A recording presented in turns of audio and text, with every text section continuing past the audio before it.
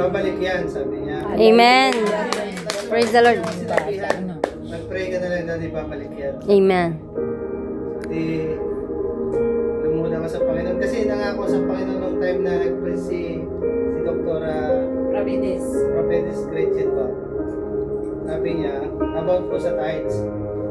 So, nung after po ng service na yon, talagang mula pag-uwi ko, ang kinabukasan, talagang hindi na sa isip ko about dun sa Tithing. pagbibigay sa... Hallelujah. Hallelujah. Praise the Lord. So, sabi ko, Lord, kahit dumadaan kami sa struggle, sabi ko sa finances, yung para sa'yo, ibibigay ko, sabi ko, yung 10%, Amen. saka yung tithes and offering ko. Kasi Amen. iba po yung sahod, may mga tips pa kami na rin. Praise the Lord. Hallelujah.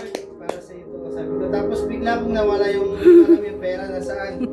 Praise the Lord. Di, sabi ko, Lord, niyak ko, sabi ko, Panginoon, nag-promise na po ako sa inyo, bibigay ko itong pera ko para sa inyo itong pera ko. Pero hindi ko alam kung nasaan yung pera ngayon, sabi ko.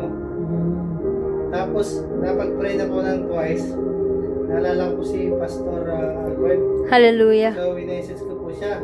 Sabi ko, Pastor, pag-pray niyo nga po ako, nawawala yung pera, hindi ko alam kung saan. Hallelujah. Ano pong nangyari? Kwento ko po kay Pastor Albert.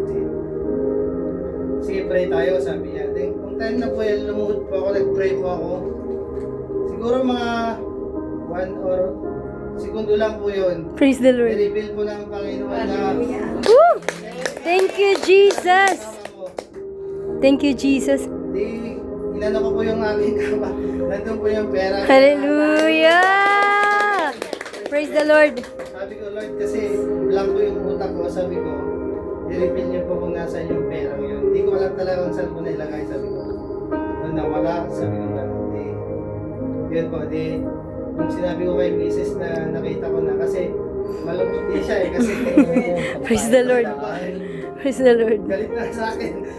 Sabi niya kasi nag-swimming ka pa, dala-dala mong pera, sabi niya ganyan. Pero nung sinabi kong okay na, reveal na ng Panginoon, hindi, umiyak sa akin. Hallelujah. Pasensya ka na kasi siyempre nakapagsalita siya ng Hallelujah. Oh, yeah. Praise the Lord. Thank you, Jesus. So, wala nung nakunik ka dito, sir. Wala pa na nakunik ako dito sa Jaom. Marami pong pinakita ng Hallelujah.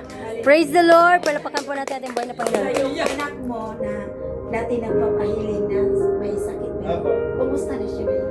Malakas po siya, tsaka hindi mo po masasabing may sakit. Praise the Lord. Thank you, Jesus. Yes. Ayan po. Praise the Lord. Thank you, Jesus. So, ganyan ka-powerful ang Panginoon natin sa Diyos. Amen. So, Tapos sa every time po na may Bible study or parang yung puso ko pa excited umatay. Hallelujah. Palapakan po natin ating buhay na Panginoon. Hallelujah. Praise the Lord. Ngayon, sabi ko, kasi si Mrs. may pinapaayos yung kapatid ko. Amen. Kaya hindi ko siya nakasama. Sabi niya, umatid ka ng hapon, sabi niya. Kasi siyempre sa Panginoon yan, sabi ko, seek ye first the kingdom of God. Amen. Things of God is unto you, sabi ko. Amen. O, sige, hindi naman po siya nagano. Praise the Lord. Glory to Jesus. To God be the glory po lahat. Amen. Palapakan po natin ating buhay na Panginoon. Thank you, Jesus.